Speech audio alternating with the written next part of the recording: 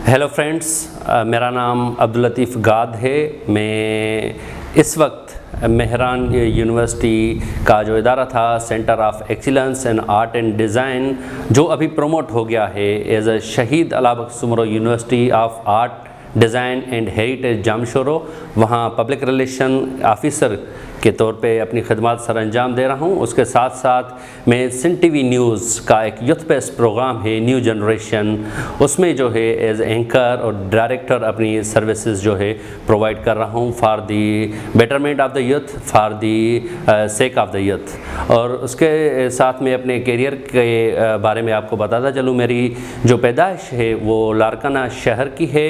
लारकाना सिंध का बहुत बड़ा मशहूर शहर है, ख़ासकर न सिर्फ सिंध का बल्कि पूरी दुनिया में जो है उसको जाना और पहचाना जाता है। उसी शहर में मेरी पैदाइश हुई और स्कूल में दाखिल होने से पहले मेरी जो परवरिश है वो एक मिडिल क्लास फैमिली में हुई है और दरमियानी औसत के जो लोग होते हैं उन्हीं के साथ मेरा उठना बैठना रहा, वहीं मेरी जो है परवरिश हुई। तो स्कूल में दाखिल होने से पहले ही मेरी जो तरबियत थी वो शुरू होना स्टार्ट हो गई। मेरी जो बड़ी बहनें थी, कज़िन्स थी, मेरे बड़े भाई थे, जो भी मेरे रिश्तेदार थे, उन सब में मैं छोटा था और सबको बहुत चहीता था। तो इस वजह से उन्होंने बहुत प्यार से मुझे जो है पाला और स्कूल में दाखिल होने से पहले ही उन्होंने मुझे कई अशार याद करवाए। तो एक बचपन से जो मेरी एक जो है ग्रोथ हुई ना, वो एक पूरी कम्प्लीटली एजुकेटेड फैमिली में हुई। मेरे वालिद साहब गुल मोहम्मद गाद मेरे उनका नाम है। तो लारकाना शहर की तारीख़ पे उन्होंने सिंध की सबसे बड़ी किताब लारकानो साहसबानो मुरतब की थी, वो उसके कंपाइलर हैं। आज तक ये जो एज़ाज़ उनके पास है कि इतनी बड़ी किताब किसी भी शहर की तारीख़ पे नहीं लिखी गई। तो डेफिनेटली जो आपका फैमिली इन्वायरमेंट है वो आपकी शख्सियत पे असरअंदाज होता है। मेरी शख्सियत पे भी उसका बहुत बड़ा असर पड़ा। जैसे ही मेरी प्राइमरी में एजुकेशन शुरू हुई गवर्नमेंट प्राइमरी स्कूल अलीगोराबाद से, तो वहीं से जो है मेरी कामयाबियों का सिलसिला शुरू हुआ। ये सारी मैं अपनी फैमिली को क्रेडिट देता हूँ कि उन्होंने बचपन में तरबियत ही ऐसी की कि जैसे ही मैं स्कूल में गया तो सबसे पहले आगे सीट्स पे बैठना, इसका कंपटीशन, और उसके बाद जो है मन जैसे आप सीट पे आगे बैठते हैं तो मैं कहता हूँ कि बचपन से एक बंदे की ये एक जहन में बैठ जाता है कि मुझे सबसे आगे ही रहना है। तो यही मेरी ज़िंदगी का एम रहा, यही मेरी ज़िंदगी का ऑब्जेक्टिव रहा, जो स्लोली ग्रेजुअली अभी तक मेरी ज़िंदगी के इस मरहले तक मुझे काम आता है। वही सीट पे आगे बैठने वाली जो बात है जहन में थी, असल में वो ज़िंदगी में आगे बढ़ने में आपको काम आती है, वो मुझे अपनी ज़िंदगी में काम आती रही है, अभी आ रही है। तो प्राइमरी में मेरी जो है वो जैसे ही एजुकेशन चल रही थी तो ऐसा होता था कि जब तीसरी जमात के बच्चे, जब मैं तीसरी जमात में था तो हम अपनी क्लास में इतने कॉम्पिटेंट होते थे उस्तादों की निगाह में कि हमें पाँचवीं जमात के क्लासों में लेकर जाते थे और वहाँ ख़ास करके मुझे स्टेज पे खड़ा करके पाँचवीं जमात के बच्चों को कहते थे इससे कोई भी सवाल पूछो ये इसका जवाब देगा। तो ऐसे मेरी जो है एक मोरल डेवलपमेंट भी हुई। एक टीचर्स ने बड़ा बहुत अच्छा रोल प्ले किया, बहुत कॉम्पिटिटिव उस्ताद थे उस वक्त। तो मैं उनका शुक्रगुजार रहूँगा सारी उम्र कि उन्होंने इतनी अच्छी तरबियत की। उसके बाद वहाँ पहली बार जो मुझे मौका मिला स्टेज पे आने का, वो मेरी चौथी जमात में मेरे एक टीचर थे, अभी इस दुनिया में नहीं हैं, अल्लाह उनको जन्नत अता करे। और उन्होंने मुझे एक जश्न लतीफ़ जैसे प्रोग्राम होते हैं तो जश्न लतीफ़ में उसने जो है ना मुझे ऑफ़र किया था कि आप जो है इस स्पीच कंपटीशन में हिस्सा लें। हालांकि इससे पहले मैंने कभी नहीं सोचा था। फिर मैंने घर आया, अपने अब्बू से, भाई से मैंने सलाह मशवरा किया तो उन्होंने कहा ज़बरदस्त, आपको तो लेना चाहिए, तो आपको तो अशार भी बहुत याद हैं और इस स्पीच में लिखने में हम भी आपको हेल्प करेंगे। तो उस स्पीच कंपटीशन में मेरी जो है फ़र्स्ट पोजीशन आई ओवरऑल। पहले तो तालका सतह पे हुई, फिर ज़िला सतह पे, फिर सिंध सतह पे मेरी फ़र्स्ट पोजीशन जैसे आती गई तो एक मेरा जो है कॉन्फिडेंस है, जो मेरी खुद एतमादी है, वो बढ़ती गई। ऐसे ही मैं फिर पायलट स्कूल में गया, वहाँ भी मेरा ये सिलसिला जारी रहा। पोजीशंस तो लेते थे क्लास में। मेरी पाँचवीं जमात में पूरे हमारे 3 स्कूल्स होते थे, कौसर मिली स्कूल, दीनी मदरसा स्कूल, अलीगोराबाद स्कूल, इन तीनों के इकट्ठे इम्तहानात होते, वहाँ मैंने पहली पोजीशन हासिल की थी। फिर पायलट स्कूल में एडमिशन टेस्ट हुआ, एंट्री टेस्ट हुआ, वहाँ एडमिशन के लिए एंट्री टेस्ट देना पड़ता था, वहाँ मेरी दाखिला हुई। वहीं भी ये कामयाबियों का सिलसिला जारी रहा। प्रिंसिपल होते थे हमारे करीम बख्श खोड़ो साहब, उन्होंने असेंबली में जब मैंने तकरीर की थी तो पहली बार मुझे 50 रुपये इनाम दिया था। उस वक्त 50 रुपये की बड़ी कीमत थी और किसी स्टूडेंट को पहले कभी ये इनाम नहीं दिया गया था। मैं पहला स्टूडेंट था। ये सारी चीज़ें मेरे कैरियर में जो इजाफा करती गई, मुझ में जो खुद एतमादी है उसको बढ़ाती गई। वहाँ भी पोजीशंस का क्लासेस में दूसरी पहली पोजीशन का सिलसिला बरकरार रहा। 7वीं जमात के बाद कैडेट कॉलेज लारकाना की एंट्री टेस्ट हुई, जहाँ मैं अपीयर हुआ, एंट्री टेस्ट में पास हो गया। उसके बाद इंटरव्यूज़ हुए, तो इंटरव्यूज़ में पूरे पाकिस्तान से स्टूडेंट्स आए हुए थे। वहाँ इंटरव्यूज़ में मेरी फ़र्स्ट पोजीशन आई पूरे पाकिस्तान में। तो कैडेट कॉलेज में मेरी एंट्री भी जो है वो ज़बरदस्त शानदार रही। और सबसे बड़ा जो मेरी ज़िंदगी का जो मैं कहता हूँ कि आइडियल पीरियड है वो कैडेट कॉलेज का ही है, क्योंकि 5 साल जैसे बोर्डिंग ज़िंदगी गुजारी और वहाँ पे हमें जो है सीखने को मिला। ऐसे नहीं कि सिर्फ हमने तालीम हासिल की, वहाँ हमें ज़िंदगी सीखने को मिली कि कपड़े कैसे पहनने चाहिए, लोगों से कैसे बात करनी चाहिए, कैसे उठना बैठना चाहिए, कैसे खाना खाना चाहिए। बस ऐसा समझिए कि पूरी एक कोड ऑफ लाइफ जो होता है वो हमने वहाँ पे सीखा। वहाँ से मैंने इंटरमीडिएट की फ़र्स्ट क्लास में और उसके बाद मेरी जो है एडमिशन हो गई Mehran university of engineering technology Jamshoro में, जहाँ पे मैंने इलेक्ट्रॉनिक्स डिपार्टमेंट ज्वाइन किया। इलेक्ट्रॉनिक्स डिपार्टमेंट में 4 साल पढ़ने के बाद मैंने फ़र्स्ट क्लास में वहाँ से भी डिग्री ली। तो उसके बाद ये मेरी ज़िंदगी का एक अजीब मोड़ आ गया कि 2008 में जब मैंने वहाँ से जो है डिग्री ली, बैचलर्स ऑफ इंजीनियरिंग की, तो उसके बाद 3-4 साल तक मुझे बेरोज़गार रहना पड़ा। मगर इसमें एक मुझे फ़ायदा ये हुआ, जब मैं स्टूडेंट लाइफ में पढ़ता था तो मेरे एक बड़े भाई ने मुझसे पूछा कि शाम को वहाँ क्या करते हो। हमने कहा जाते हैं घूमने फिरने, फाटक पे गाने सुनते हैं, फिल्में देखते हैं। उसने कहा टाइम वेस्ट नहीं करो अपना, शाम को या तो तुम ज़्यादातर स्टडी करो, अगर तुम्हारे पास इजाफी टाइम है तो वहाँ अखबारें बहुत सारी हैं हैदराबाद में, वहाँ किसी अखबार को ज्वाइन करो, वहाँ काम करो। तो मैंने मुख्तलिफ़ अखबारों में काम किया, काम सीखा पहले, फिर काम मैंने स्टार्ट किया। तो अल्लाह का शुक्र है वहाँ सब इदारों में मैंने अपनी अच्छी पोजीशन बनाई। ऐसे भी हालात आ गए, कभी मैं अखबार छोड़ के गया तो अखबारी मालिकान ख़ुद आए, उन्होंने कहा यार हमारे साथ काम करो, ऐसे नहीं जाने देंगे तुम्हें। तो ये एक मेरे जहन में था। जब मैं आपको यहाँ एक बात बता दूँ, जब मैं पहली बार अखबार में काम करने जा रहा था, जब मैं ऑफिस का गेट क्रॉस कर रहा था, तो वहाँ मेरे जहन में बात आई कि लतीफ़ आज तुम्हारी ये ज़रूरत है अखबार, मगर तुम्हें ऐसा काम करना है कि तुम इस अखबार की ज़रूरत बन जाओ। और यही मुझे 2 साल के अंदर ही उसका रिज़ल्ट मिला। ऐसी मैंने मेहनत की अखबारों में कि मैं ये क्लेम नहीं करूँगा, ये अखबारी मालिकान जिनके साथ भी मैंने काम किया है वो शायद होंगे इस बात के कि उनका दिल कभी नहीं कहा मुझे छोड़ने का, मगर हालात होते हैं, मजबूरी होती है, अच्छी जॉब ऑफ़र्स होती हैं तो फिर मुझे छोड़ना पड़ा। अदरवाइज़ मैंने उधर जो है अपनी एक अच्छी जगह बना ली। जो मैंने एक माइंड सेट बनाया कि आपने अखबार की ज़रूरत बनना है, वो मैंने टारगेट जैसे अचीव कर लिया।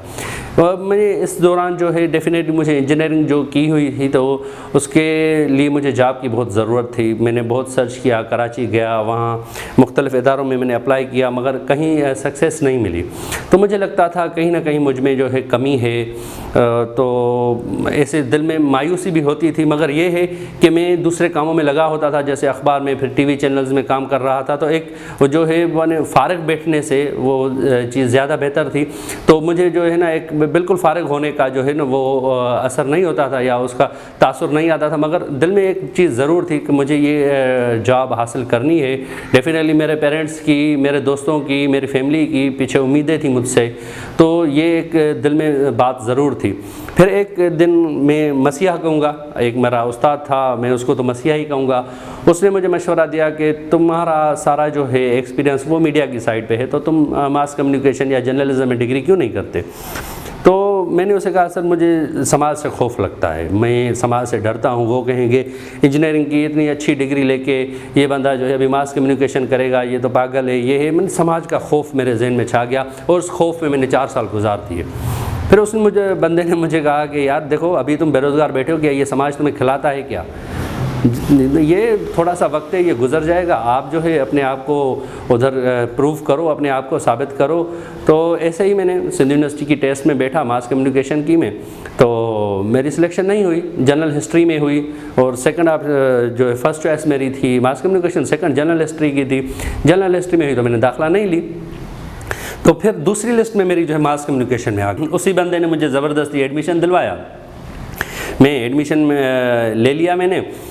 तो फिर सिंध यूनिवर्सिटी में क्राइसिस शुरू हो गए, टीचर्स के, एम्प्लॉइज़ के, वहाँ जो है प्रोटेस्ट थे, तो उसमें अच्छा खासा टाइम चला गया। तो जैसे ही मैंने क्लासेस बाकायदगी से स्टार्ट की तो 1 महीने के अंदर मुझे अंदाज़ा हो गया कि भाई मैं बंदा इस फील्ड का हूँ, मैं इधर उधर कहाँ भटक रहा था। तो 1 महीने में मुझे जैसे ही रियलाइज़ हुआ तो उसी दिन मैंने डिसाइड कर दिया कि इस डिपार्टमेंट से मुझे निकलना है, सिर्फ डिग्री लेके नहीं, इस डिपार्टमेंट से निकलना है, निकलना है और इस डिपार्टमेंट में फ़र्स्ट पोजीशन ही लेनी है। और within 2 years I proved it, मेरी फ़र्स्ट पोजीशन आ गई और मैंने इसी यूनिवर्सिटी से, यूनिवर्सिटी ऑफ सिंध से 2013 में सिल्वर मेडल हासिल किया और मैं अपनी ज़िंदगी का ये सबसे बड़ा एक अचीवमेंट और गोल कंसिडर करता हूँ। जैसे मैंने बताया कि जैसे ही मेरी एडमिशन हुई या इंजीनियरिंग से लेकर ये मास कम्युनिकेशन का जो 4 साल का मेरा बीच का जो पीरियड है, इसमें मैं खौफ में रहा। समाज में ना सिर्फ मेरे साथ, ये हज़ारों स्टूडेंट्स के साथ, यंगस्टर्स के साथ ये खौफनाक सूरत हाल पेश हो जाती है। किसी की उसकी अनवांटेड फील्ड में जो है एडमिशन हो जाती है, कोई किसी फील्ड में नहीं चाहता, पेरेंट्स उसको भेज देते हैं। मेरे साथ भी यही मसला हुआ।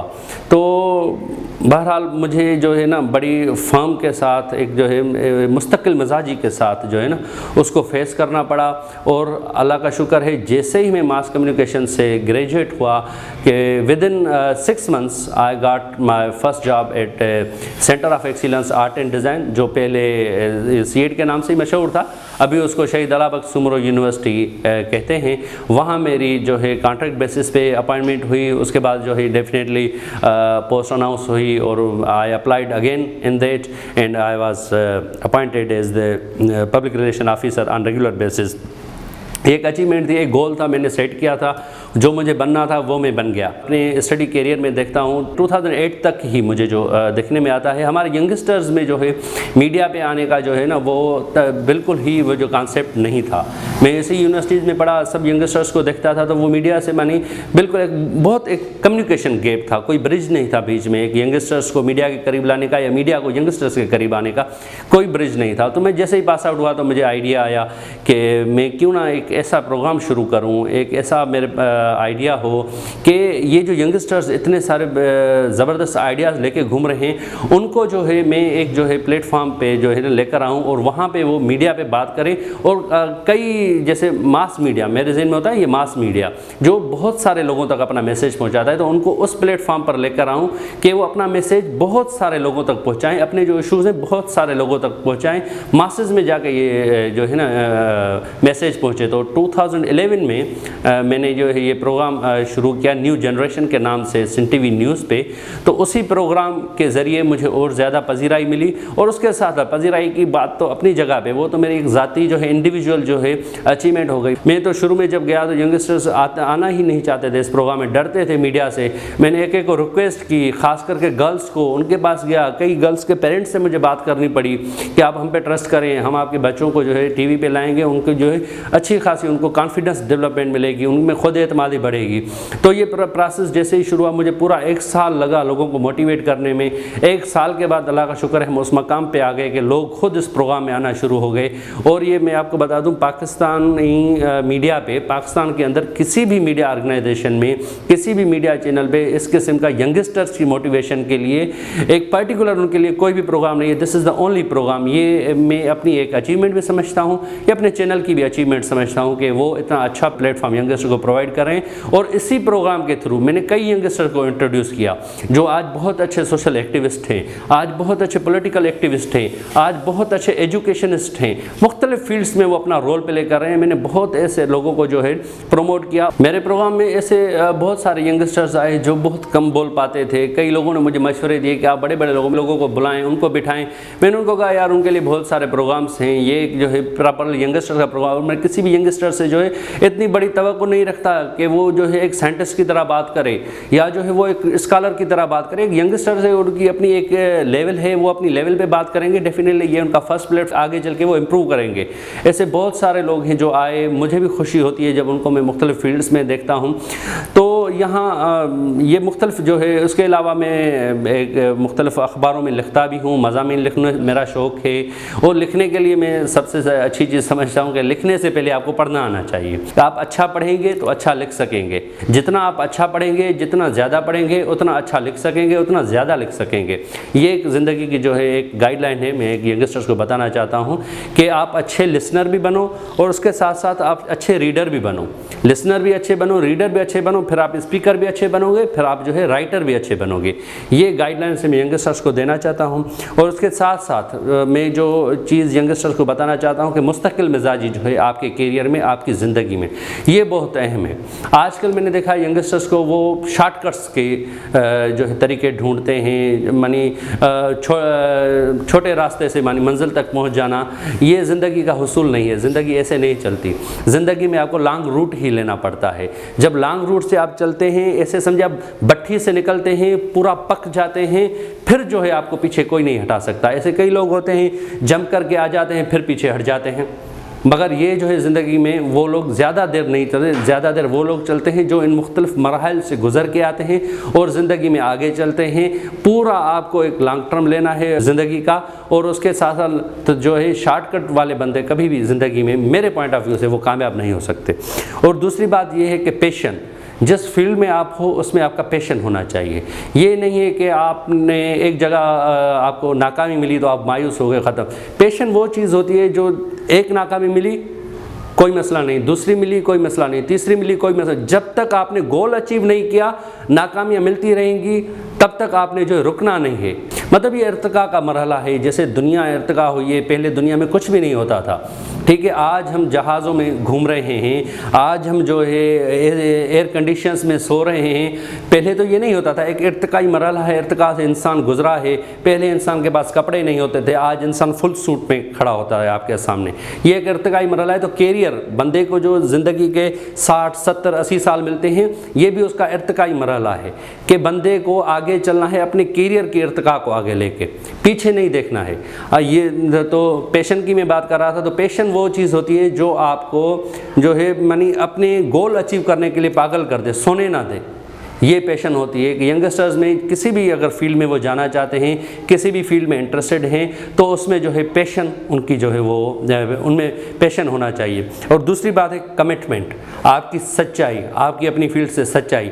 ऐसे अगर आप अपनी फील्ड से सच्चे नहीं हैं तो आप कहीं भी सच्चे नहीं हैं, फिर तो आप घर में भी सच्चे नहीं हैं, फिर तो आप दोस्तों से भी सच्चे नहीं हैं, फिर तो आप अपने आप से भी सच्चे नहीं हैं। आपकी कमिटमेंट, आपकी सच्चाई, लगन उस चीज़ से बहुत ज़रूरी है। ये यंगस्टर्स के लिए मेरी चंद पॉइंट्स चाहता हूँ कि यंगस्टर्स इनको फॉलो करें, वो अपने करियर में ज़रूर जो है अचीवमेंट्स हासिल करेंगे। आप जब कलेक्टिव सोचेंगे तो कामयाबी आपकी कदम चूमेगी। और इंशाल्लाह I am passionate about that कि we will achieve this goal also with the support of my colleagues, with the support of my administrators, we will achieve this goal। and आपकी कलेक्टिव सोच जो है ना वो होनी चाहिए, इंडिविजुअल सोच नहीं होनी चाहिए। इंडिविजुअल सोच आपको नुकसान ही देती है, फ़ायदा नहीं देती। यही चंद पॉइंट्स थी, यही मेरी ज़िंदगी का एक्सपीरियंस था। Within this short span of time I shared my experiences with you. I shared some points for the youngsters to follow them। definitely they will achieve their goals and they will be successful in the life। if they will be successful, our nation will be successful, our parents will be proud of us। Thank you।